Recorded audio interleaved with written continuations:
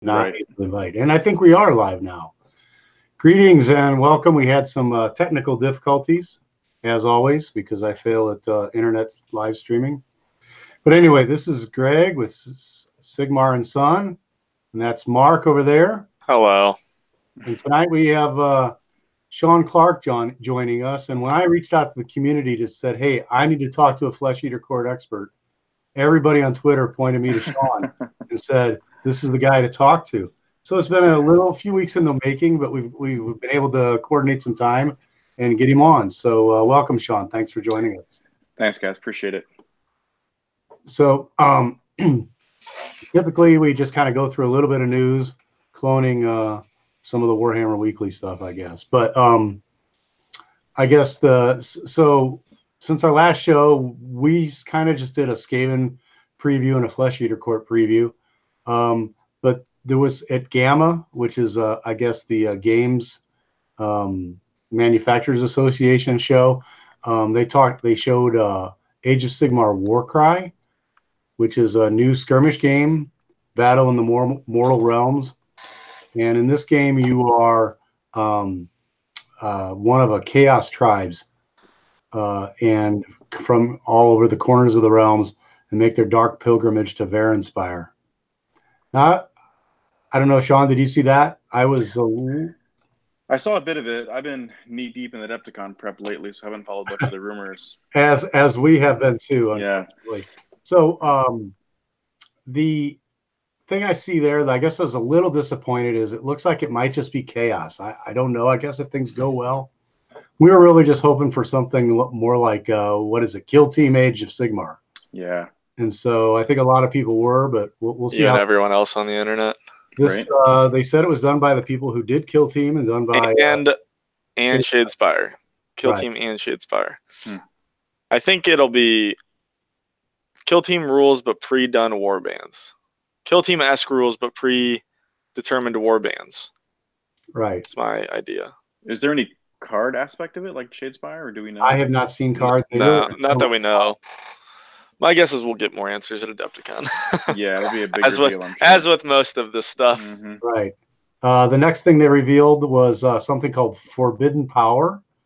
And you guys, they just did a video for that.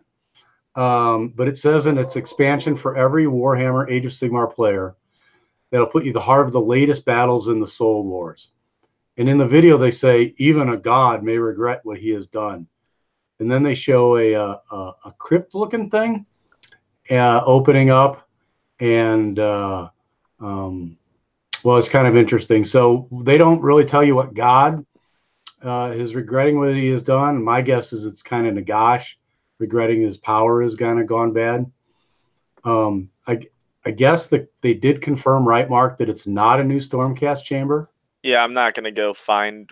I'm not going to go shuffle through Facebook stuff to find it. But yeah, someone was like, no, but seriously, please don't let it be another Stormcast chamber. And then, Warhammer TV, Facebook did their troll post, and then it was like, no, but seriously, it's not a Stormcast chamber. Yeah, so I'm sharing my screen now, and you can see that picture. And it's very, I say it's very Tomb King looking. They got the Anubis jackals on the side and the stuff there. And so, as everybody knows, I'm a huge Tomb King fan. And so, as everyone knows, Dad has a hard-on for Cetra. Yeah, the Tomb King groups were I played Cetra at Adepticon 2 years ago. I'm a big Tomb King fan myself. I did last year, actually. So yeah. But yeah, after all the nerfs. But anyway, so, I played in pre-nerf. That's more my style. Yeah. So they're kind of maybe it's Tomb King-ish or whatever, but I think it's probably just new endless spells and new artifacts. That was the impression I got. But again, I have been out of the rumor mill, so I'm not completely sure. I get the impression artifacts, endless spells, but I hope it's something like Swaggy. Well, yeah, like a Malign Sorcery 2.0 kind of thing is what I get from it. But honestly, we have so many like endless. I don't know. I feel like we have a lot of endless spells. Like I don't know if we really need much more like right now for the general population. Like the three every new thing gets is cool, but I don't think there needs to be more neutral ones. So here's my stab at it. It's going to be endless spells. It's going to be endless artifacts. Oh, you can like pay points for artifacts? You're going to have an artifact on the board. Yeah. A model that's an artifact or something. Just kind of throwing that out there. I have no idea. It's going to be models, and it's going to be something everybody can use, they've said. But they didn't say and everybody can buy, I'm sure. Yeah, so that's my stab there. The other thing that I guess this last week they did a Blades of Corn, I guess, because we can't live without a third or fourth Corn book. GW can't. They love Corn. Their favorite god. Skulls and more skulls. Skulls and more skulls. I did have the Blade of Corn stuff up here, but I guess the big thing was I saw that like Scarbrand on there. I mean, I see some people are complaining, I guess, because the book sort of came out, but Scarbrand has this total carnage capability. And murder weapon. It says, do not use the attack sequence for an attack made with carnage. Instead, roll a die if the target unit suffers 8 mortal wounds if the roll is equal to or greater than the carnage value shown on the damage table. If the roll is 6, the unit suffers 16 mortal wounds instead, which just sounds crazy. But they got your Kairos, make that an auto 6. Yeah. So, I don't know if that's worth. Kairos is really expensive. It's not worth it at all. So, I feel like 8 and 16, not that much difference, honestly. And then they were talking about the Mighty Skull Crushers on Khorne. They can. They're just better Ideneth. They're just better offensive Ideneth. Unit of 6 can do 63 damage on a charge. With the murderous charge capability. I mean, I don't know how many points there are, but to me, they just felt like better. Yeah, that's my issue with all these releases. It's hard to judge things without points because you never know. Like, it seems ridiculous, but you don't know what they cost. Scarbrand does 16 mortal wounds. Oh, he's 600 points. Well, maybe he's not that great. Maybe he's not that good. Oh, just Warp Lightning Cannon murder you. Yeah, the Khorne Dragon's amazing. Nice 600 points. 1,200 points. So yeah. Right. So the big thing was that I guess that's just to flex your wallet. These Khorne judgments that came out, which was Khorne's sort of mortals, endless spells, because Khorne doesn't like magic, so they have these judgments, which are models, and they basically have a slaughter priest can roll a die, and it's either a 3-up, a 4-up, or a 5-up, right? That they can get, and so there's some that are called Hexgorger Skulls, and these are the ones that are pretty brutal. Because they subtract 2 from casting rolls for wizards while they're within 12 inches of it. And if a wizard attempts to cast a spell and they roll an unmodified 8, then the attempt is not successful and the wizard no longer knows that spell. And each wizard within 12 inches of that judgment takes a d6 mortal wounds. That's pretty cool. Yeah, it's like, whoa. I could share these, but I think people have probably seen them. Go to the Warhammer community; they're out there, folks. Mm-hmm. And so we'll just kind of go with those. There's an axe, and there's a bleeding icon, and then they have a new terrain piece called the Skull Altar, which I guess everybody gets their own terrain piece. And this guy, you can reroll prayer and judgment rolls for friendly Khorne priests only within 8 of the model, and subtract 1 from casting rolls for wizards while they're within 16 inches of the model. That's pretty good. Right. So that's going to be very good. Very good. It's going to be subtracting on those wizards, and then they also have the ability to have other subtractions for wizards too. So, that's kind of our little preview from what we have. I know a lot of this has come out. I don't want to spend too much time on it because we have Shaun with us. So, Shaun, you said you're doing a lot of Adepticon prep? Yeah, not too much. I painted up. I played in Holy Wars a few weeks ago, which is a tournament here in the Midwest that Steve Ferner runs, a narrative event. Yeah, I wanted to go to that, but we couldn't figure out a way. Yeah, and that tournament was the week after the Flesh Eater book came out. So I spent that whole week painting up all the new stuff. I had just played the army at Wapaka probably 3 weeks before Holy Wars with the old rules. So I had pretty much most things painted. So for the last couple weeks, I've been just fine-tuning lists, painting up more ghouls, of course, and generally just getting ready. So I'm playing Flesh Eaters at Adepticon for all 3 events. So the Vanguard on Thursday, my half of our teams on Friday, and then, of course, the 2K Saturday, Sunday. So just list tweaking, painting a few models, and playing. We had a local primer for our club last week, so played in that with the Army. So just all around the Adepticon prep. Very nice. I have played at a local. We played a local Adepticon tournament. That was, I would say you. I did. Yeah, you were working or something. And I was prepping up Nighthaunt, and basically learned that Nighthaunt just ain't going to cut it by itself. So I don't know what you think about that, but basically I was finding that, the Nighthaunt regrows their units via spells versus the legions where it just sort of happens. And you were getting your spells shut down, or you were spending all your spells trying to regrow. Mm-hmm. It just wasn't. It just didn't work. It's just worse legions in Nagash. It's worse legions of Nagash. Yeah. I might as well just run legions of Nagash. I think we switched over, and I'm going to run. Legions of Nagash, and pretty much the same army, a little bit changed. And the other thing was that same army. Well, a lot of Nighthaunt's and stuff in the army is. So it's in a ghostly theme.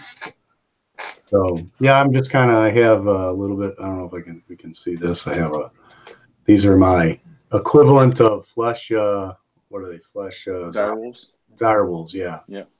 The Chaos wolves. Yeah. Flesh wolves. I spent a lot of time with the Legions is my other army, Legions of Nagash. So, I know that army quite well. Also. So we got a Grimghast here. Yeah, that's cool. And I have nothing to show. Me either. And get the Arkin the Black. Arkin, yeah. So I ran Arkin at Wapaka with my Flesh Eaters. He's a great ally. I think not so much now with the new book, but in the old book, he fit really well in terms of, like you said, not getting your spells denied, reliability in the magic phase. Curse of Years is always fun. So I think you'll really enjoy him with your Nighthaunt. Yeah, I was playing with my Nighthaunt, and he got Curse of Years himself in a game. What? A mirror matchup, yeah. Okay. Turn 1, right? Turn 1, yeah. Curse of Years, blam. I was playing Alpaca, and my opponent Lord of Change stole my Curse of Years and cast it on a unit of 40 ghouls. Thankfully, he failed the roll. But it was a nervous moment. So that's what we've been working at. The other thing I kind of was going to show, I've been 3D printing my little brains out. Those bases were 3D printed, but we've made some measuring sticks. And so we're going to give these out at Adepticon. All of our friends or opponents, anybody who comes up, sees us, says, hey, give me one of those. Give me your stick. Give me a stick. Yeah, so we'll have those for people, and maybe even if people don't want them, we'll probably try and give them away. But they're always useful for the 3-inch charge marker. 3-inch, 2-inch, 1-inch, half-inch on it. Yeah. So. Yeah, it's funny when those things first came out. Games Workshop with Age of Sigmar, when they first released, people made fun of them, these combat gauges, but they're incredibly useful. I would say they made fun of them more for the price. I may own 5 of those $35 ones. Oh my goodness! I'm not gonna and 5 of the new ones, maybe hypothetically. I'm not judging you. I've got you are a little bit, but I am a little bit so far. But hey, I'm halfway to a Corn Dragon with the combat gauges. Oh my goodness! Well, you definitely need to get that Corn Dragon. I do not need the Corn Dragon. We'll just spray ours Retributor armor or something like that. There you It'll go. be all right. So, I guess so. Yeah, let's talk Flesh Eater Court. Let's do it. I guess the one thing that they came out with I saw was that it was in the FAQ they had it, which is really interesting for other units, was that the battle line no longer count as behemoth. Is that? Yeah, so in the Gristlegore, so there's basically, I'm sure everyone knows at this point, but there's 4 grand courts you can take in the book. Yeah. And one of them is called Gristlegore, and that's the one that focuses on monsters. And in the Gristlegore, each grand court unlocks a certain battle line unit. Ghouls, Crypt Horrors, Crypt Flayers, and for the Gristlegore, it's monsters. So the Terrorgeist and Dragons count as battle line. So in the FAQ, there was a question about if the battle line definition for these behemoths overrode their behemoth designation, and the answer was yes. So in a typical, surprise, I think, right? yeah, in a typical 2K list, you could take it's max 4, right? Max 4 behemoths in a 2K list. So in a Gristlegore, you can have 3 battle line monsters that don't count toward that for behemoth cap. So people kind of lost their minds, and you can make some crazy lists that are basically like 6 models on the table that are all. Sounds like you're going to lose a lot of objectives. Exactly. Yeah, it'd be fun. It'd be fun, but kind of fun. I like winning games more than pushing around monsters. So yeah, I don't really rate it as an army list, but it is pretty cool, and it makes you wonder about armies like Beastclaw that have other monsters that are battle line. Are they going to see a change in the future? I don't know. Right. It's kind of like it's an interesting tool that's now in the box. Right. Now I will say that's a fun little thing to do if you're just playing like a casual game and you just want to push shit in the middle of the table and kill stuff, and you're not playing objectives. Like I know some people at like their local game store do that, so I don't know. Yeah.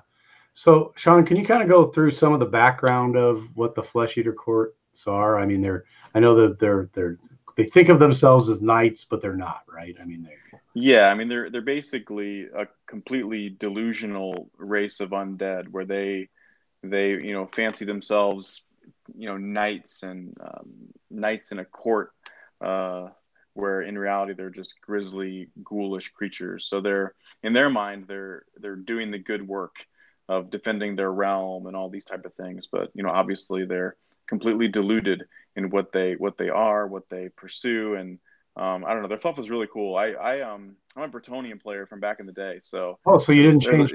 There's a soft spot in my heart for the new models, all the little kind of Bretonnian nods that on the throne you can see the kind of Bretonnian symbols, and the barricade have the same thing. So chalice.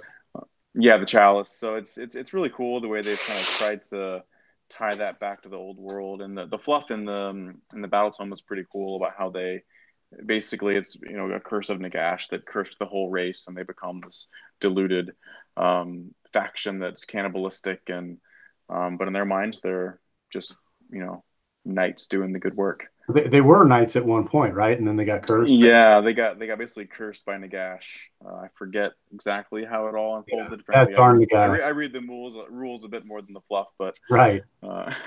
So, anyway, with that, I know there's a lot of references to things that they don't really. I mean, they talk about, but they basically. I'm going to say the words aberrant, courtier, mordant, knight, serf.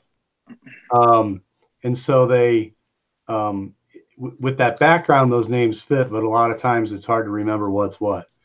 Mm-hmm. So the aberrants, I guess, I just kind of made some notes. They're sort of regal kings. They're the guys who think of themselves as the king. So there's like a ghoul king. They can be on a dragon or a terrorgeist. And then there's that aberrant archregent, which is kind of he's the new model that came in the starter box. Carrion Empire, which you can't seem to find anywhere. I got lucky and scored 2 straight away. Yeah, excellent. But he's kind of this ageless monarch. He's kind of like a ghoul king that's been ruling for many years. So he's kind of a ghoul king, but ramped up to 11 in terms of his abilities and things he can do in game. Yeah, he looked really good when we were looking at the preview. He looked really, really good. Then his points came out, and he looked amazing. Yeah. So yeah, it's interesting. So then there's the courtiers, which are kind of misshapen monsters. Yeah, but they're kind of more like the lieutenants, if you want to use this sort of kingly court delusional speak. And those are like Vargulfs and Cryptghast and Crypt Haunters. Yeah, there's essentially one courtier associated with each of the unit types in the army. So The Crypt Gas Courtier is the courtier associated with ghouls. There's the Crypt Haunt, which is the one associated with Crypt Horrors. And I forget, the Crypt Infernal is the one associated with the Flayers. And then in game, each of those types can resurrect slain models for their associated unit. And the Vargolf can do any of the three. So he's kind of the upper lieutenant, so to speak. And the Mordants, they basically say they're cannibalistic wretches that go to the leaders. And I guess serfs are ghouls. Yep, serfs are just the ghouls. And but other things are like Crypt Horrors and Crypt Flayers, and I guess maybe a Vargolf too. Yeah, the Horrors and Flayers would be considered knights, so that'd be like your cavalry or more chivalrous knight type units. Yeah. And the serfs are the men at arms, basically, if we're going to do the whole Bretonian thing. Right. And then I guess the other units in here are the Terrorgeist and the Zombie Dragon, which are big monsters that are nasty. Yes. Yes, very much. So I guess the whole, like most death factions, this guy, battle traits, they got sort of the 6-up ward save or whatever you want to call it, shrug or whatever. If wholly within 12 inches of an FEC hero, or 18 inches of a, or 6 inches of a hero and 12 of the general, I think. No, but it's just 12 of any hero. It's wholly within 12 of any hero. Wholly within 12. It's the same as Night Haunt. Yeah, so Night Haunt and FEC got the wholly within treatment. So Nagash legions still have the within 6 for their deathless, whereas Flesh Eaters and Night Haunt are now wholly within 12 of any Flesh Eater Court hero in this case. So if you take an ally, for example, like Ark in the Black, he is not a Flesh Eater Court hero, so he would not project the deathless save. Right. Whereas in legions, I think it's any death hero, so but maybe not, because but allies never get an allegiance ability, so probably not. I wouldn't work in. Right, and like I know when I was looking at Arcan in the Night Haunt list, he was not a Night Haunt, and so he didn't get a correct. He does not get at all. Yeah, because the general rule is allies never benefit from allegiance abilities. Right, and then I guess the other Legion ability that's here is this Feeding Frenzy. So good. It seems it's so good. So it seems busted. It's an army-wide command ability that you can use after any unit in the army fights. The only restriction is that unit must be within 12 of a hero, or I think 18 of the general. 18 of a general. And if that is condition satisfied, you can spend a command point, and they can immediately pile in and attack again. So it's kind of like a Van Hell's spell if you play, Necromancer, but it's for a command point, which is incredible. Right. So, And that's not make one additional melee attack. That's like all its weapons. Your entire weapons. Well, I'm sure we'll get to this, but it becomes really good in Gristlegore, where the general fights first, and then you can just spend the command point and fight again before the opponent gets to respond. And so the other little trick is if you're what is it when you're below points on the other and you get a when your army's on extra command points. Yeah. No, I mean when your army, like you're 30 points less than your opponent. Triumph. Yeah. Triumph. Yeah. And a triumph lets you re-roll all of your attacks during that phase. So if you Yes. Go ahead, sorry. I was just going to say you sort of get the triumph twice when you nominate for the whole phase. Yeah, absolutely. So absolutely. It's really kind of disgusting. I've found in games where my triumph rolls, because there's 3 choices, right? It's reroll hits, wounds, or saves when you get a triumph. If that comes reroll hits, it's so much better. Like the win percentage seems to go through the roof if you happen to roll reroll hits for your triumph, because you can pick that one phase and just delete, just go off in front of you. Yeah, just go command point. Yeah, and then burn a command point. Yeah, the army does so much damage. Yeah, and that's one of the things that changed from the previous. So before this book came out, when I was playing the army, I found it to lack a bit of reliability. Like the whole army hits on 4s, so if you don't, you can fluff a roll. But with Feeding Frenzy and the rerolls that you can get now, the army's just a little bit more reliable and so much more damage output. Right. Yeah, I played against it last year at Adepticon. Somebody had or maybe it was NashCon. I think it was NashCon. I was playing my Tomb King, so it actually didn't go well. Surprising. They were good. I mean, obviously, Bill Souza won LVO with pre-Battletome Flesh Eaters just a month ago, so they were good before the book came out. Now they're just better, and so there's much every way. So basically, if you're building your army, you can You can have a delusion and generic command traits and artifacts, or you can start with a Grand Court. I'm kind of going to skip sort of the delusions, command traits, and artifacts because I think most people are building with the courts. Yeah. And, so I know. Go ahead. There's most people are. They're one of the delusions is really, really, really good. And I think there's some mileage in a Gristle Gore now is kind of the easy button, but the Feast Day delusion that you can pick if you don't take a Grand Court lets you do Feeding Frenzy once per turn, not battle round, once per turn without spending a command point. It's basically 10 free command points if you use it every turn. Right. Wow. That's pretty strong. And if you do that, then you can unlock some of the artifacts because a lot of the Grand Core artifacts aren't amazing. Yeah, they seem a little weak. Yeah, but some of the stock ones are actually pretty good. +1 to cast, +1 to unbind is always nice. The -2 bravery one is nice. So I think there may be some legs eventually with some of the kind of build your own court delusions and command traits type lists. But yeah, for now, most people seem to be sticking to the Grand Courts. So, and as Mark mentioned to me earlier, our whole goal here is for you to tell us at Adepticon, or maybe our listeners, what to expect. If I see this, what do I need to kill? Or what do I need to know is going to be coming at me, I guess. Well, if I do that, I might give away all my secrets. Well, I don't want to give that. Yeah. No. But just be better. Yeah. Just be better. Play better. Roll 6s, right? Yeah, roll 6s. So Grand Courts, I guess there's 4 of them, right? There's this Morgaunt, Hollowmourne, Blisterskin, and Gristlegore. Skin, yeah, I got my book here because I've only really played the Gristlegore. So Gristlegore is the easy button right now. Gristlegore, it seems to be the easy button. I think a lot of people. I don't know. Do you want to go through the rules or what do you? Yeah, let's go through the rules of them. I guess I do have a thing open here, but I have my book here too. So, yeah. So the Morgaunts, they your courtiers wholly within 12 inches of serfs reroll hit rolls of 1.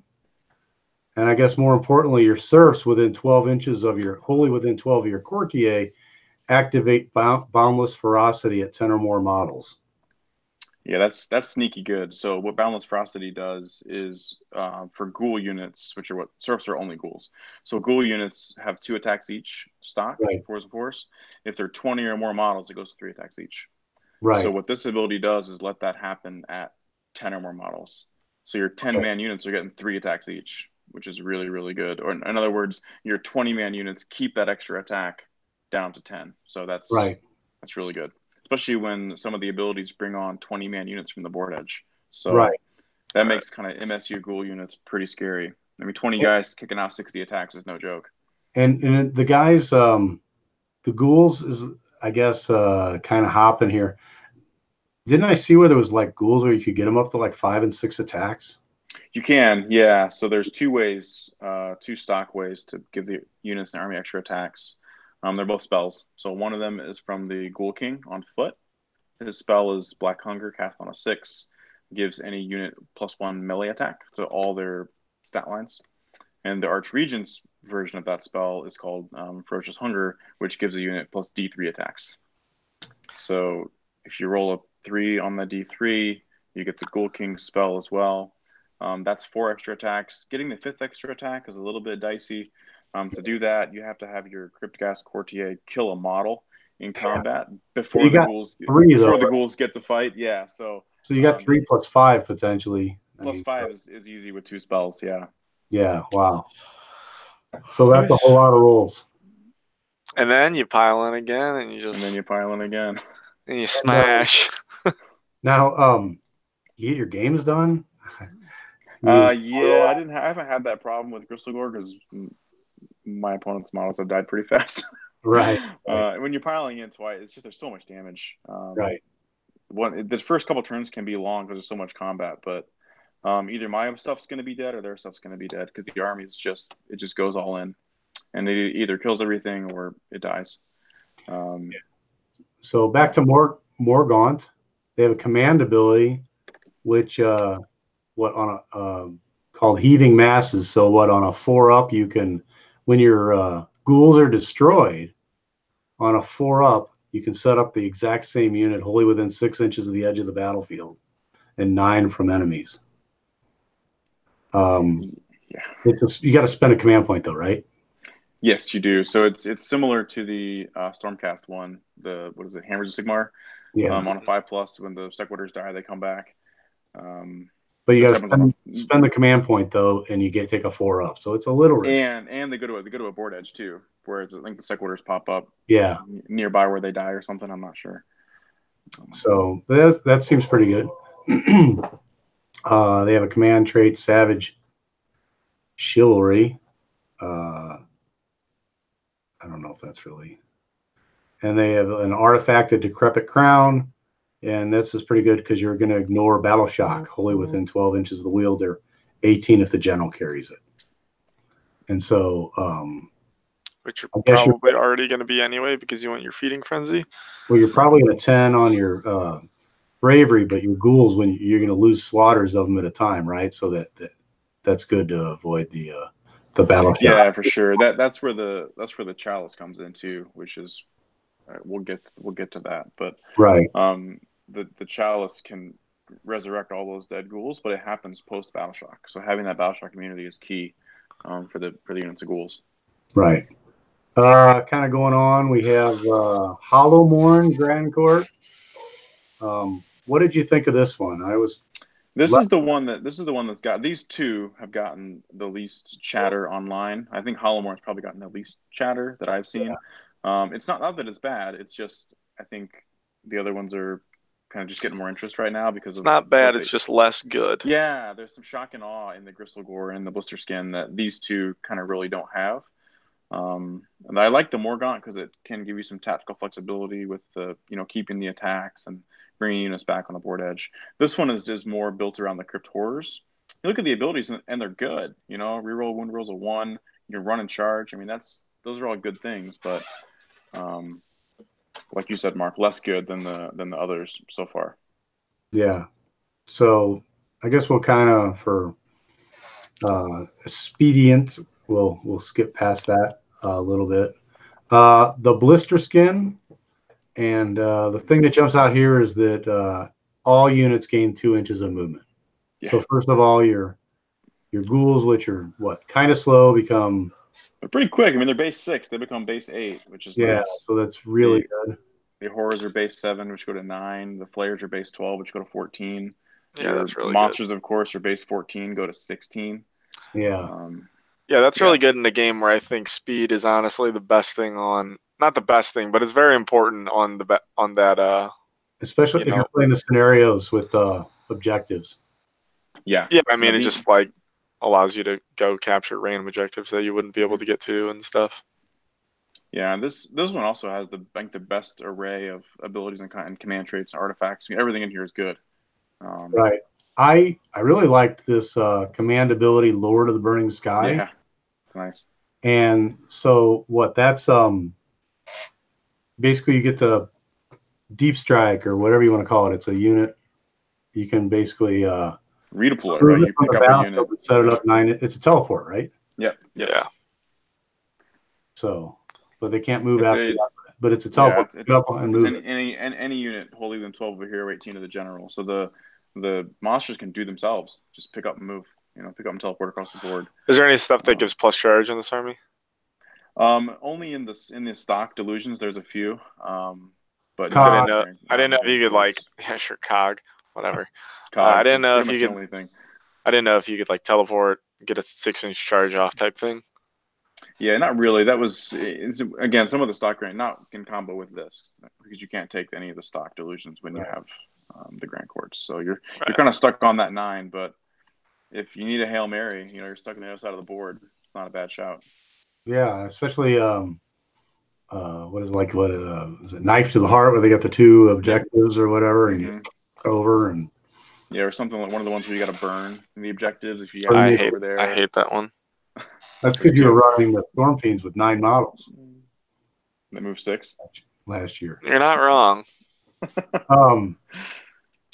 So yeah, then the other thing here is command trait, which I love this trait. 4 up, you get a command point. So and good. Your normal command point. So you're basically going to be getting 9 command points a game or whatever. Yeah, you see people comboing this with the Aether Quartz Brooch from the Realm of Life, where when you spend a command point, you get it back on a 5+. So Now, you end up just getting command points. this army uses a lot of command. I mean, like you have Yeah. you have access to regain all these command points, but are you still finding yourself being kind of command point starved? I've played around, so I've played several games with the army, and I've started games with anywhere between 2 and 4 command points. Mm-hmm. And the games where you start with 2, it's really, really tough. Obviously, with 4, things are a bit easier. So it is a balancing act, and in the games where things go well, I think starting the game with 2 or 3 is enough. But if you fail a key charge or need to make a run of a 6, you have to burn an unexpected command point, it can get pretty tight. Right. Which means you don't get a pile and attack twice, which is, first Right. world That's what I'm problems. saying. But Yeah. And then your army doesn't kill people. You have to play Age of Sigmar like yeah, I normal mean, rules. it's kind of tongue in cheek, but these monsters are pretty fragile. I mean, they're 14 wounds with a 4+, so they die if you can get into them. So being able to fight first and kill the threat is almost required, or these monsters they're going to die. The artifact subtract 1 for hit rolls made with missile weapons that target a friendly blister kin unit within 6 inches of the bearer. So basically, that's a mandatory artifact. So no ethereal amulet unless you're taking Battalion or something. Yeah, that one's nice though, because it's wholly within 6. But the monsters are on 5-inch bases. So if your opponent's taking turn 1 with the gun line, you can buddy up 2 monsters next to each other, and they can both get that -1 to shoot, which is pretty cool. Oh, that's nice.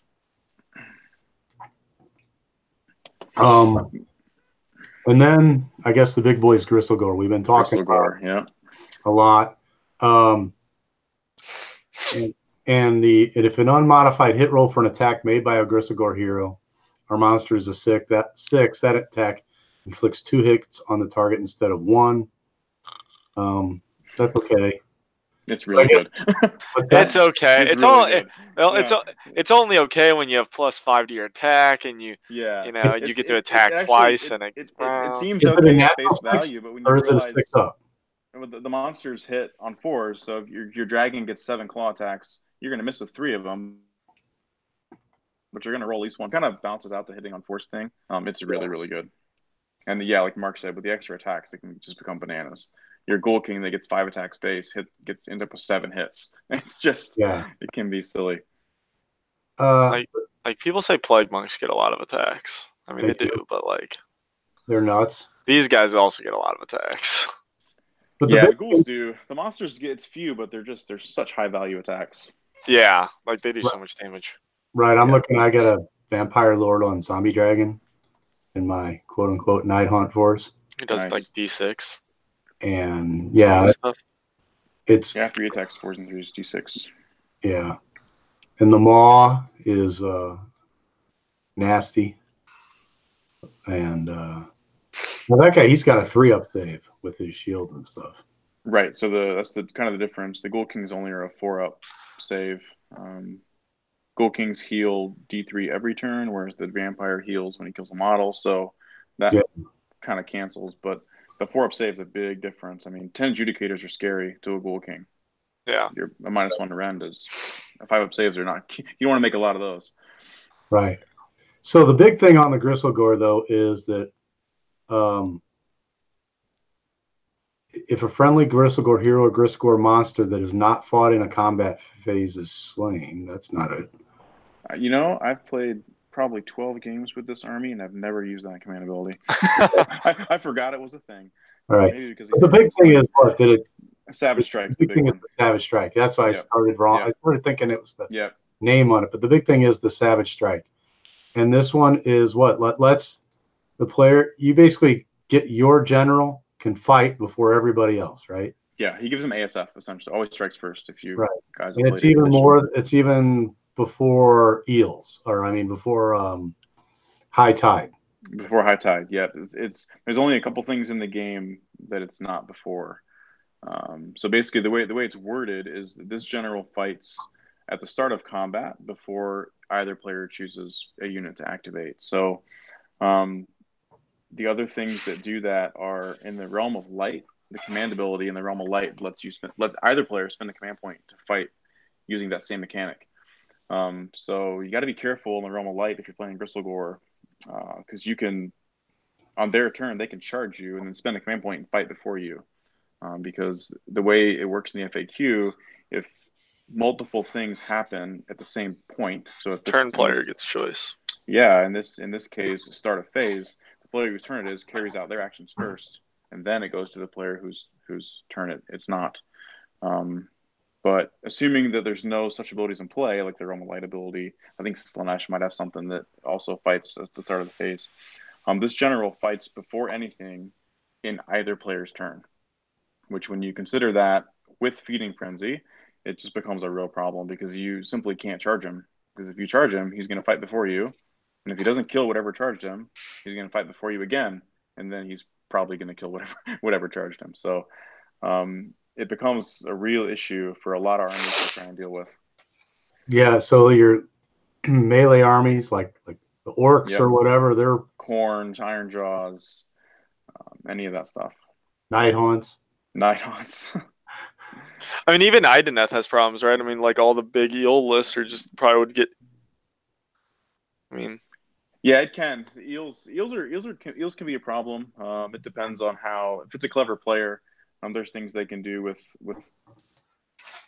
piling in things like that. But yeah, it's a problem because I played a game 2 weeks ago at our local primer against 18 eels, and they got in and almost did the job. I had my Terrorgeist screened by 40 ghouls, and they almost blew up the 40 pack and then piled into the Terrorgeist with the second unit, which would have been bad. But they didn't quite make it, and I swung back and killed everything. Wow. Between the Terrorgeist and the Dragon. So feels bad.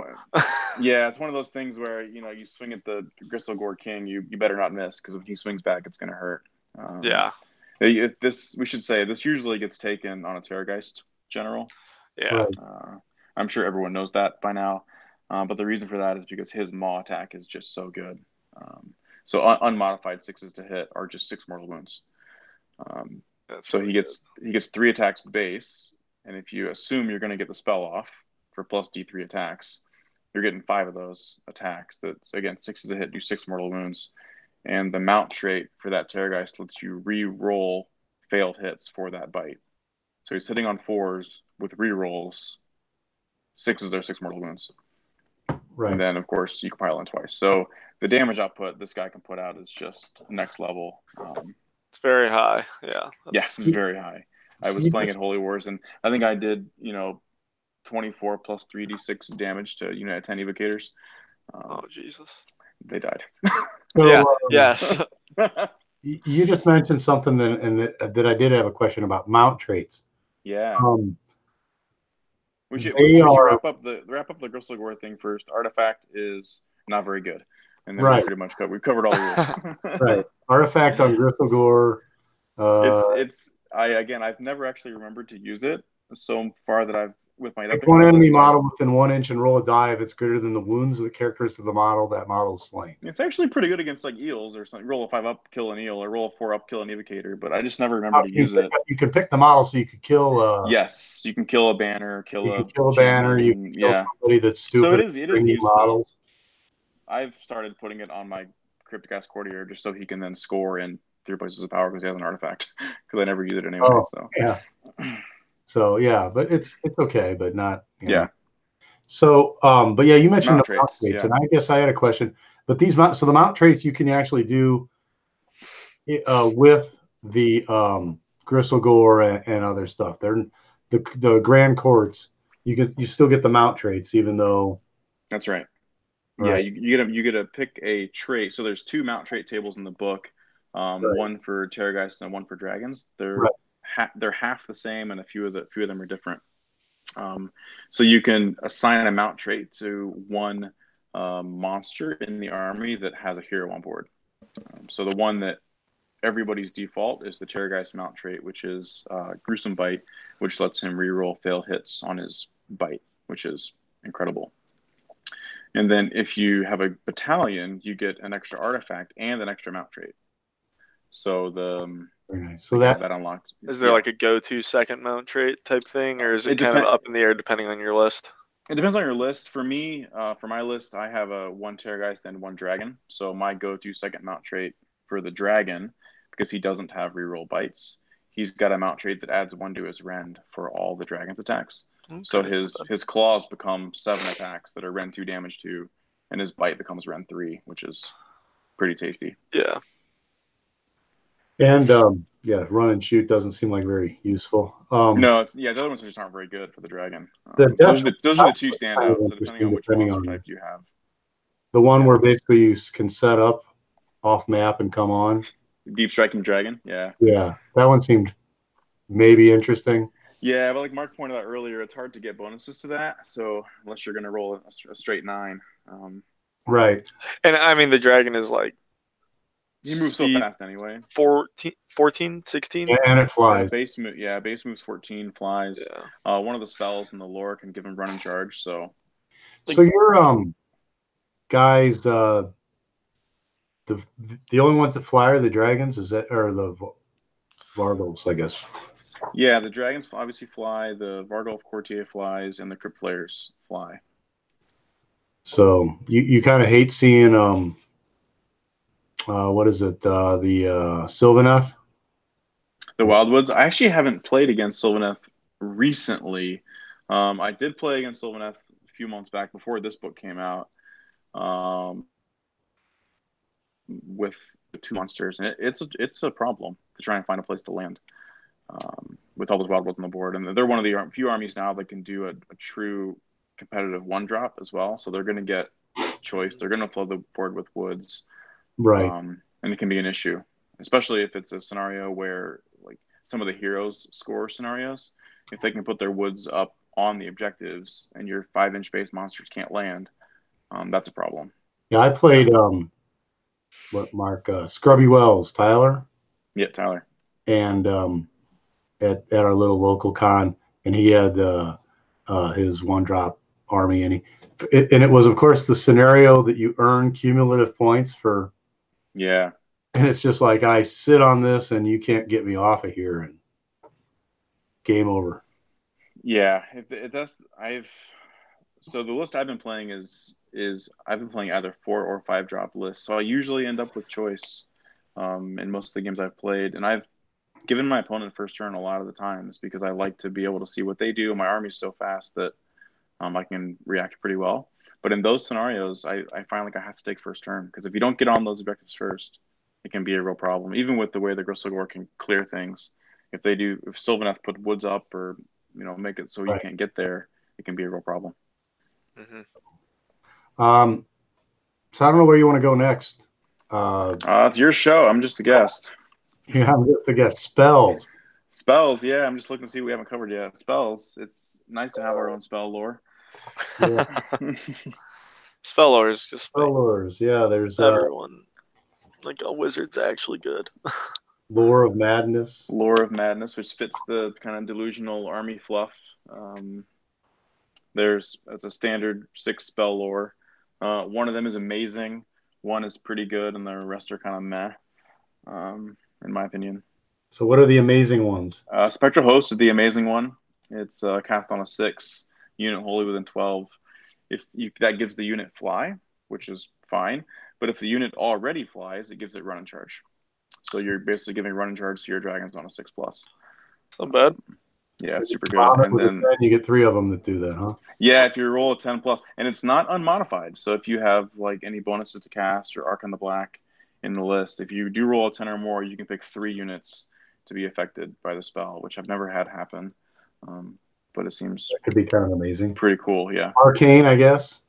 Arcane Terrain, yeah. There's an artifact in the Flesh Eater book that gives plus to cast. There's also a command trait in this book that gives plus to cast. So if you do the build your own court thing, you can give a hero +2 to cast, +2 to unbind, and +2 to the spell. Which this is one of the only 2 books in the game that give you bonuses to dispel.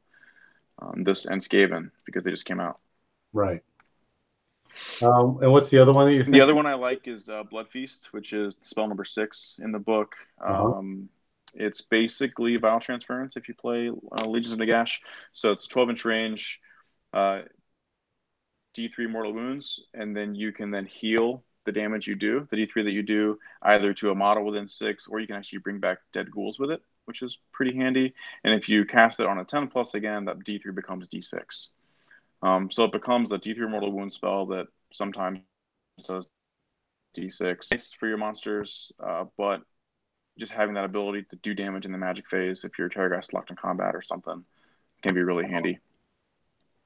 So, kind of on a side note, with the Skaven and stuff, how are you feeling about the Skaven shooting heroes off? I haven't played Is it a worry or yet. not? It's a worry. So we talked about earlier, one of the Terrorgeist, the Gristlegore Terrorgeist, you can't really charge him unless there's something that can really tank the damage. A pumped up Phoenix or Star Drake maybe. So you have to deal with them with shooting or magic. So things that can shoot, deal damage at long range, become a problem. So Warp Lightning Cannons, Jezzails, you think about long strikes in a Stormcast army, even 10 Judicators can put damage on them. So it's a concern. I think those games are going to be cagey. You deploy out of range. Think about anti-shooting artifacts. If you have a battalion to get a second artifact in there, anti-shooting artifacts I think are probably a good idea. Anti-shooting endless spells like Palisade, because it is the weakness of the army, I think, is shooting and long-range magic. Yeah. Yeah, we'll talk on the side a different thing I was going to ask. Battalions. So, kind of going. There's a bunch of battalions in here, and yep, a couple of them. I think a couple of them were pretty good. I know the one that the Monster Mash one that caught everybody's attention is the 3 Terrorgeist or Zombie Dragons in any combination. Yep. The one thing to note about that one that the internet keeps doing wrong is the monster names are not in bold, so those monsters have to be unridden. You cannot fill this battalion with ridden Terrorgeist or Zombie Dragons. Classic internet. Yeah, so you need typically a general is going to be a ridden guy, because if you're playing this, you're going to be playing it in Gristlegore, right? You're not going to play it in anything else. So your general is going to be a ridden, and then you need 3 unriddens. So all of a sudden you're at 12 or 1400 points pretty quick. Yeah. But it's nice. You get the extra healing from the battalion, and obviously less drops, which is always good. Right. Yeah, but it's less drops. But like we stated earlier in the show, I mean, you're going to kind of have a hard time on those objectives that you need the bodies to sit there. Yeah, and the thing about the unridden monsters, I mean, they're just not as good. They're not as good. Yeah, people see the Gristlegore Terrorgeist and he does all this damage, and these unridden Terrorgeists are not Gristlegore Terrorgeist. They don't fight first. They don't reroll their hits on their bite, which is the big thing. They hit on force. So sometimes they're going to kill what's in front of them. Sometimes they're going to whiff and they're going to die because they're 14 wounds with a 4-up. Yeah, I noticed that when we were looking. I know it's not Flesh Eater Courts. When we were looking at like my dad's army, and he was playing. He's like, oh, should I put this Vampire Lord on Zombie Dragon? And maybe I could just put a Zombie Dragon. And I looked at the 2 things, and I was like, oh my god, the difference for 140 points is just astronomical. Like, Zombie Dragon sucks. Vampire Lord on Zombie Dragon, very good. He's incredible. 140 points, you get a wizard, you get the extra attacks, you get the healing, you get the chalice. Yeah, like it's same thing with this army. Yeah, and it's I also was looking at it back in the when I was really first messing with Night Hunt, looking at like trying to do a bravery bomb army. Yeah, and even then they just weren't. I'm like, oh well, they do these attacks against bravery, but who cares? Yeah, they just weren't that good by themselves. So what about, is there like a big ghoul one where you can? Yeah, there's the 3 battalions, 3 other battalions that I've seen getting the most play are Ghoul Patrol, which is a classic battalion. It's 1 Cryptghast Courtier and 3 units of ghouls. This battalion did change from the previous book. So in the previous book, you could deploy any of the units in ambush, which you can still do. But the other ability it had was the units could grow. So every hero phase, they would just add D6 models to the unit. So they would grow beyond their starting size. So that ability is gone. So now they just can deploy an ambush. But the cost of the battalion stayed the same, effectively. It did go down 20 points in effect because the hero went down 20 points, but it's still a 180-point battalion that only lets you deploy ghouls in ambush. And when they're deployed in ambush, they have to come on turn 1, which is kind of a pain. You can't hold them back. But that being said, it's still my favorite of the battalions. Okay. In the book, it's the one I'm playing at Adepticon for sure. Mostly because it's essentially tax free. You're going to take 3 units of ghouls anyway, so you're essentially paying 180 points for an extra artifact, extra mount trait, and -3 to your drops, which is really, really, really good, and I think completely worth it.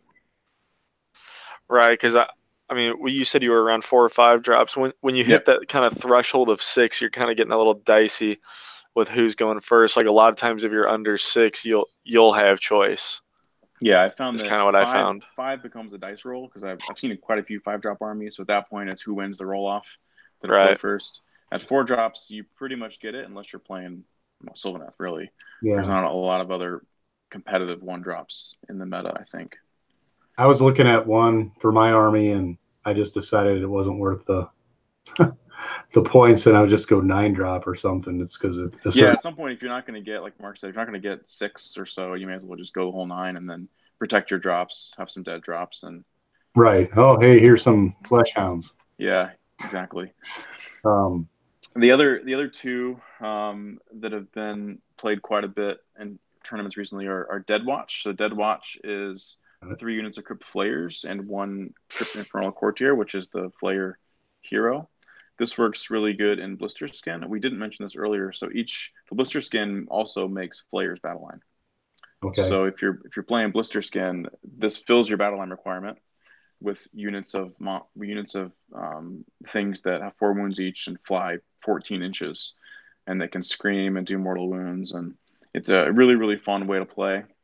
The battalion lets 1 unit from the battalion fight in the hero phase as well, which is pretty cool. If you have 1 big unit that gets stuck in combat, it can get that extra fight in. And of course, you can also Feeding Frenzy in that hero phase fight if you need to. That one's good. I think it's 110 points. And then the other one that people have been playing is the Royal Mordants, which is interesting. It's a Vargolf and then 1 unit of everything. So 1 Flayers, 1 Horrors, 1 Ghouls. Generally speaking, that's going to fill 2 of your battle line slots, because if you take it in Blister Skin, your Flayers are battle line, your Ghouls are battle line, and you end up with an odd unit of Horrors you just have to kind of include to get the battalion.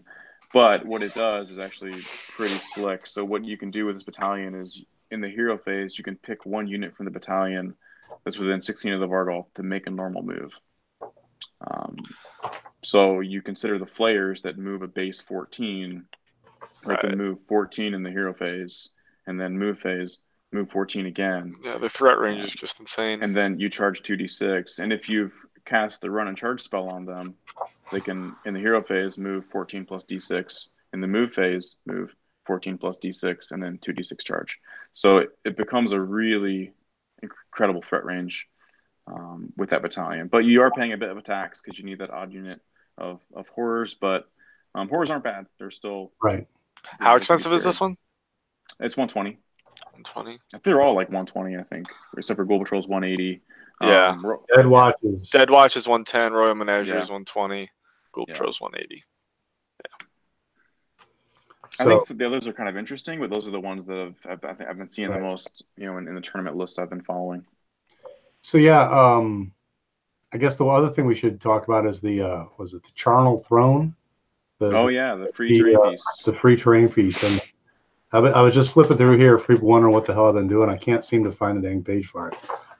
It's right before right before the Grand Courts. He's old and blind. Well, there's page 60 if you have the paper copy. I do have a paper copy. Amazing. I bought both copies. I'm a digital guy, but I do like to have a few books around. Copies. I don't have any. He has my copy. Yeah. So I'll walk into the other room. This thing does seem to be pretty kind of amazing. So, I mean, the minor thing is that it's the Flesh Eater Court treat this guy as inspiring, and other people treat it as sinister. So that's kind of, I mean, it's kind of good fluff. But the big thing is this ruler of all he surveys. Mm-hmm. And so an arch regent within 1 inch of the terrain feature can use the Summon Imperial Guard command ability without using a command point. And an abhorrent Ghoul King within 1 inch of the terrain feature can use the Summon Men-at-Arms command ability without using a command point. Mm-hmm. And I guess they can only one a turn. once per game. So one of the things we haven't touched on, if anyone's new to Flesh Eaters, is the way the summoning works. So all the Ghoul Kings in the army have an ability to do a summon once per game. So the Ghoul King on foot can once per game summon 10 ghouls or 10 serfs. The Ghoul King on Terrorgeist can once per game summon 3 knights. That's 3 of either horrors or flayers. Okay. The Ghoul King on Dragon.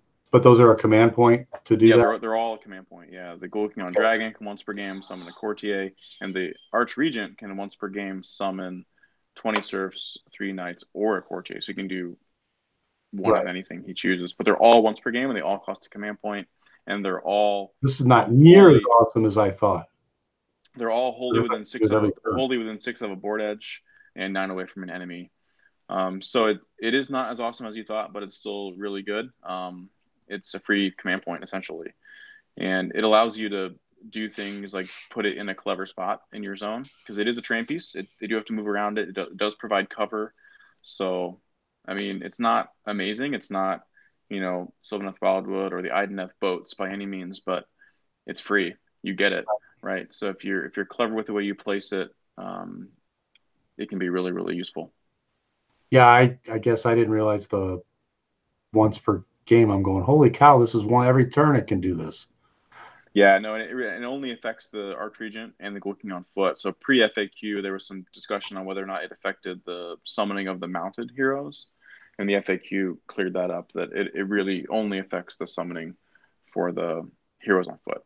Yeah, so they there's a typo. Yeah, there's a typo in the book that the Abhorrent Ghoul King in the surveys rule is in bold, and it was meant to be not in bold.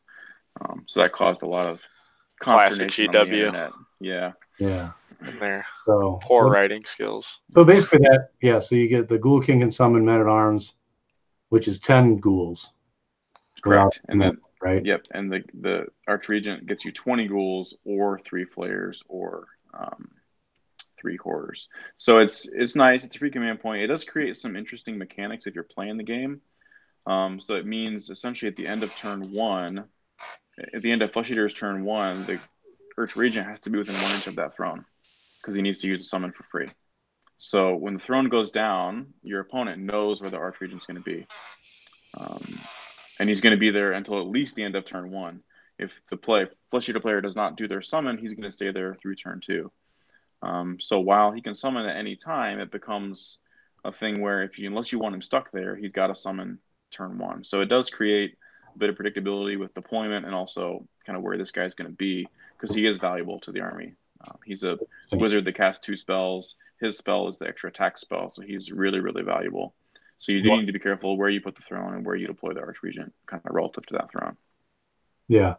Now, I guess you could always do a little whatever misdirection, put the throne out, and not really have your guy there, I guess. Sure, you could just eat the command point. Yeah, it's generally a good idea because it does say you may deploy. You don't have to deploy the throne. You can leave it on your display board if you want. Sounds like a bad idea. It is a bad idea. So, that's kind of at a high level what I had to kind of talk about. Did we talk about endless spells at all?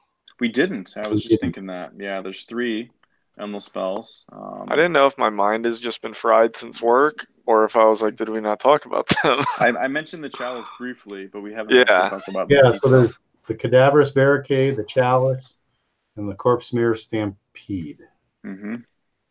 So the Barricade is you can summon it on a 5 and set up a holy within 24 of the caster and more than 1 inch away from enemy units. And if a model starts a move within 3 inches of the model, half the distance the model can move when it makes that move. Death units are not affected. And when a missile targets it, I guess they get cover.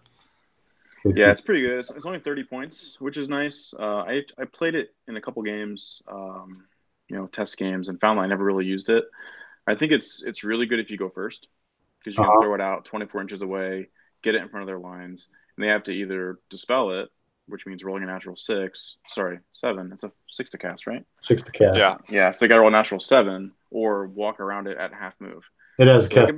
So they have to roll 6. Okay, it is 5. Yeah, so it can become a real problem if you take first turn and drop it in front of their army. But yeah, I don't know. It's good. It's just I think the Chalice is better, and I just run out of points pretty quick. Yeah, you always run out of points. So the Chalice casts on 6, and you can set it up within 24 of the caster, and keep track of the number of models that are slain. Within 12 inches of this model each turn, at the end of each turn, roll a die for each model that was slain. And for a 4-up, heal 1 wound allocated to 1 Flesh Eater Court model within 12, or return 1 slain model. Yeah, it's really, really good. So on average, drop you're going to half your stuff back. Yeah, and it's per roll too, so you can split it. So you have a monster nearby. Yeah. So turn 1 usually throw this thing out in the middle of the board or near an objective where you think you're going to be fighting, and it just heals like crazy. 40 ghouls run in, kill a bunch of stuff. That thing is going to buy its points back really quick. Yeah, it's incredible. I mean, it pays for itself. Ghouls kill a bunch of stuff. They swing back, kill 20 ghouls. All of a sudden, you're rolling 30 dice, and you're healing. These are great endless spells. I'm not a huge fan of endless spells. Yeah. But these are the kind I would use. I don't like any of them that can come back at you. What's the point of paying points for something that can come back and hurt you? That's right. The chalice, it counts friendly or enemy models that die. I mean, it heals monsters, it heals units. Your dragon comes in, blows up a unit, takes some damage back. It's all going to be healed. It's an incredible spell. It's an auto dispel for your opponent. They have to try, otherwise it's going to just wreak havoc. And again, they got to roll a natural 7 to do it. So, super good. And it's only 40 points. Yeah, it's like I said, it's going to pay for itself. It's an auto include. Auto include, yeah. The Stampede of horses, the Horse Stampede, Corpse Mare Stampede. Predatory endless spell. These are the ones I don't like. Can move up to 14 inches and can fly. Summons on a 7.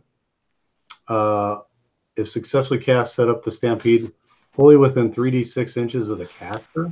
Which I don't like that. Yeah, it's kind of I don't like the random range, but when the model is set up, players set it up can immediately make a move with it. And after the model's moved, roll 5 dice for each unit that has any models passed over. Each roll that is more than the unit's wound characteristic, that unit suffers a mortal wound. For each roll of a 6, it suffers a D3 mortal wounds. So yeah. And how many points is this? 60. So it's good. I have a hard time squeezing it in for 60 points, but it's on a nice big base too. It's on the 120 Chariot base, same base as Archon the Black. So it's a good size model that you're moving around the table, and anything you clip, you get the roll for. So it's really good at clearing chaff. Yeah. If you're against a horde, I think that this is obviously going to be a lot better against your hordes than your elite armies. Right. Yeah, it's good against a lot. It's good against witch elves, right? Like 1 wound stuff. Yeah. Witch elves, rats, skinks. But yeah, 60 points is a bit too situational for me. I spend the points elsewhere. But I really hate the 3d6. The model is absolutely ace, but the move 14 is nice. But yeah, that is true. The random placement is kind of obnoxious. Yeah. So I ran at this little local tournament. I tried, a couple experiments of things, and I tried the Night Haunt spell, which is the one that's the skull coming out of the exploding chest. Yeah, it explodes, right? Yeah. Yeah. What it's called. And I was thinking it was a good anti-horde, but it really, I put it into a horde of, skeletons or whatever, and I got 25 rolls. Got 4 mortal wounds. Killed 4 dudes. Yeah. So it really wasn't, and who else had hordes? Me. Yeah. So, the thing about this Stampede, I mean, you know what else is a good anti-horde? The Gristle-Gore Terrorgeist. He kills hordes pretty fast. So it's for 60 points, I haven't found the room for it. But it's cool. It's good. The model's neat. Freaking ace. I didn't hand it up. I was like, okay, this is really cool. So I guess finally we're talking. So the thing is that this army hit the ground running, right? As far as it definitely came in, and I know that you did real well. You took second place at Holy Wars with your with this. Yep. And were you running Gristlegore or? So Holy Wars is a narrative event in the Midwest, and the way Steve does it is you get a sideboard. So Right. I did run a Gristlegore for every game, but the list was a little bit varied. I was kind of the book had just came out, so I was kind of playing with things. I ran Ark in the Black for a couple of games, but for most games, every game I had a Terrorgeist General and a Zombie Dragon alongside him, and then some ghouls and other kind of bits and bobs, and Chalice in every game. Right.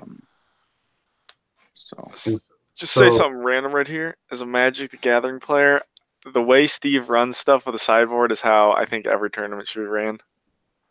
It's fun. It definitely adds an extra mechanic. It adds time to the rounds because you have to sort out like what you're going to deploy, and but it is really fun, and it makes list building a little bit less stressful because you can just bring your toolbox. So I also a way to the NashCon. I don't know if you've ever been to NashCon. The multiple list. Yeah, that's probably maybe a better cleaner. A little cleaner just because of the time essence, but I definitely like Adepticon's nice, but the whole bring one list. It's like one list can sometimes just get hosed by something. Yeah, that's part of the challenge too, though, right? To bring an all-comers list. I think there's pluses and minuses to the sideboard thing. I do like having the flexibility, but I also like the challenge of building like a solid all-comers list. Yeah, I can respect that too. So last weekend this guy at the Australian GT, was it SAGT? Yeah, South Australian GT. South Australian GT came in second place, and I was going to go ahead and share my screen and see if I can do that without screwing up here. So I've got, I just cut this out. So he was running a blister skin Flesh Eater Court list. And these four armies we're going to talk about, you see blister skin and Gristlegore, kind of the two that Shaun said were the good ones. Yeah. They're the most obvious, I think. Yeah, so we got the Crypt Infernal Courtier, and I forget what he is, but so the Aberrant Ghoul King on Terra. He's required for the battalion. So the Blister Skin Battalion is him, which is the guy. He's the Crypt Flayer hero. So the battalion is the Infernal and 3 units of Flayers. Okay. The Ghoul King on Zombie Dragon, Ghoul King on Terrorgeist, Aberrant Archregent as the general, and then 3 Crypt Flayers, 6 Crypt Flayers, and then that Dead Watch Battalion. So I guess this thing was pretty fast. Yeah, so it's fast. It seems a bit light on bodies, but the Archregent's going to bring on 20 ghouls from a board edge, which gets you 20 bodies. Right. The Terrorgeist is going to bring on 3 more, very likely Flayers, and the Zombie Dragon going to bring on a Varghulf as well. So it looks a bit light, but I think I can see why I did well. You have the 2 big monsters that are going to fight. 6 Flayers is no joke. They can put out quite a bit. See if I can lock onto me. Yeah, so that was it, and then I guess is we had it going down. This was a list Russ on Facehammer had. I forget what this list was. This might have been also at South. This was Russ Field from Facehammer in the UK at the Warhammer Heat 1. Oh, okay. So he ended up coming I think it was third or fourth because of the way soft scores worked out. But he was 5-0 with this list, so it's a strong, very similar to the one we just a little bit different, a bigger unit of Flayers, but same basic idea. And you have another Crypt Infernal, yeah. Yeah, and so the way those guys work is in the hero phase, they grab 6 dice and you roll them, and any 5 pluses that you roll, you can bring back a slain Flayer within 10, to a unit within 10. So one of those guys runs with each of the 6 packs, and you're healing those models. They're 4 wounds apiece, so at 6 is 24 wounds. You got to get rid of it, otherwise the Infernals are going to bring back, on average, 2 guys a turn, which is pretty good. Wow. And the Archregent again is going to summon 20 ghouls. The Ghoul King is going to summon 10 ghouls. And he gets the stability of the plus D3 attacks spell from the Archregent and the plus 1 attack spell from the Ghoul King. I like this list a lot. little command to cogs there for extra movement. I was going to say, as if the list needed it. Blister skin and cogs, right? So he's what, +5 the movement? Yeah, Speedy. this list also has a sneaky artifact on the Terrorgeist. The Grim Garland is one of the artifacts from the book.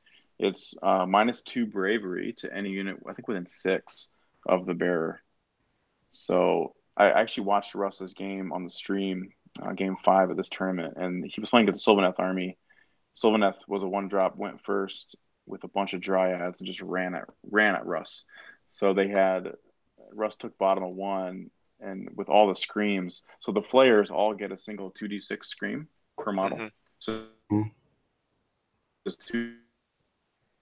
2d6 against dogs -1 bravery, and the Realmscape was -1 bravery. So he's screaming with all these 2d6s into dryads that are -4 bravery, and did like 35 mortal wounds or something. Wow. It was pretty gross.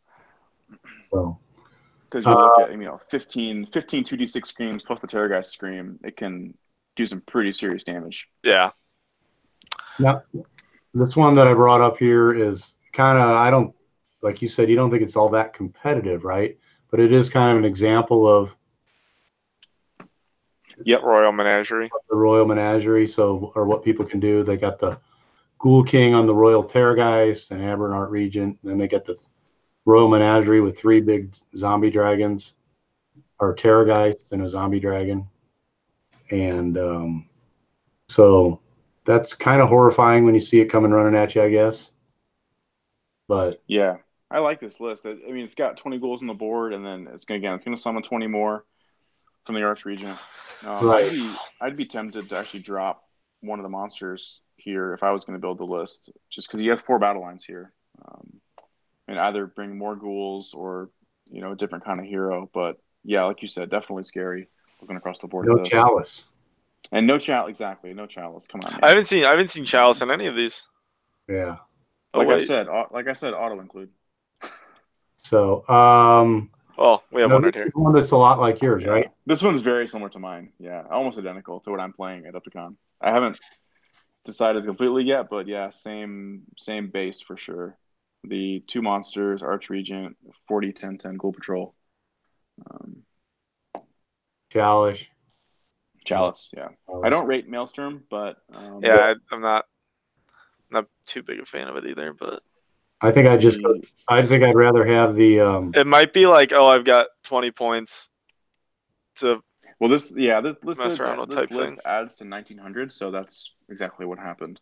Yeah. So this list starts with 3 command points, 4 on your first turn, which is really nice. Yeah. I think the 40 pack of ghouls is really useful if you come up against a super aggro army, like 18 eels or 3 bloodthirsters, something that's going to run at you. Right. Having that big screen is really handy.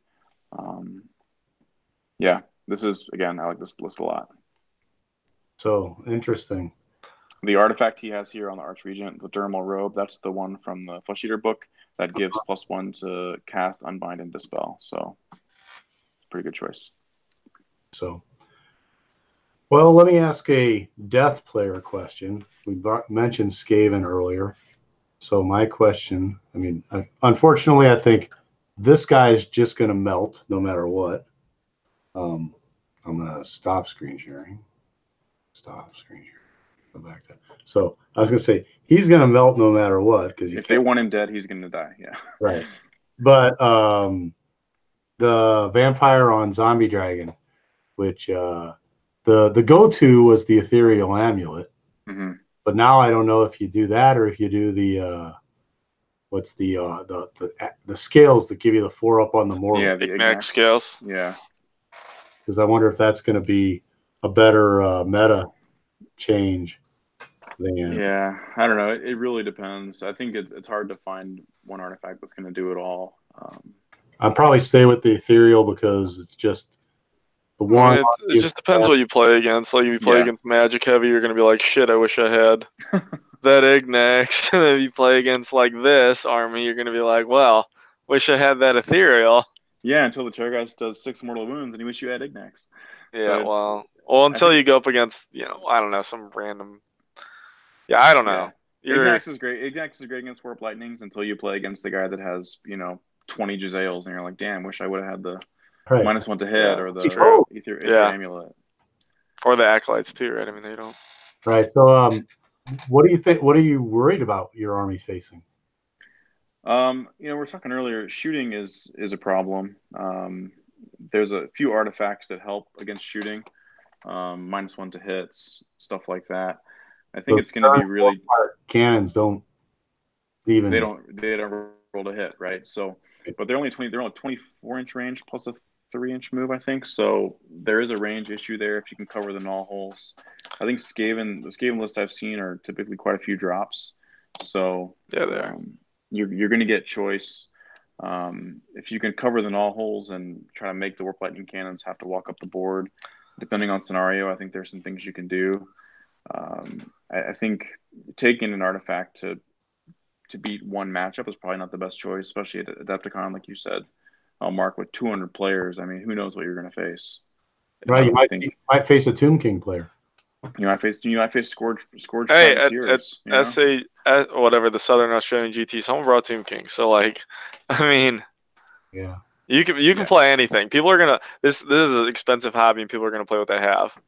Yeah, I think the most important thing, you know, in bad matchups is just trying to play the scenario. I think worrying about armies is one thing in the meta, which is it's good to be concerned about, you know, what you're going to face and what's out there. But, you know, on the table playing the scenario, I think is the best thing you can do. And obviously having the tools. And, you know, this army definitely fights, I think, better than most. If it gets into combat, it's going to pretty much kill what's in front of it. So I think artifacts or endless spells or unit choices that can help in the ranged game, things like Palisade or the what's the -1 to hit thing, the Griff Feather Charm, the Ragged Cloak for death that can protect you from a phase of shooting. I mean, you know, stuff like that. It's gonna just try to shore up any weakness you have and focus on the scenario. So your Aberrant Archregent, he costs what, 200 points? Yeah, and he brings in 200 points of ghouls. 200 points of ghouls. Yep. Okay. And he also a 2-spell wizard, which is incredible. And his spell is bananas. So I think, yeah, he's an incredible value. Now, let me throw a question at you. Me? Couple months go on. So a couple months pass. We get the new General's Handbook. What's going up in price? What is going up in cost? I think the Archregent will go up in cost.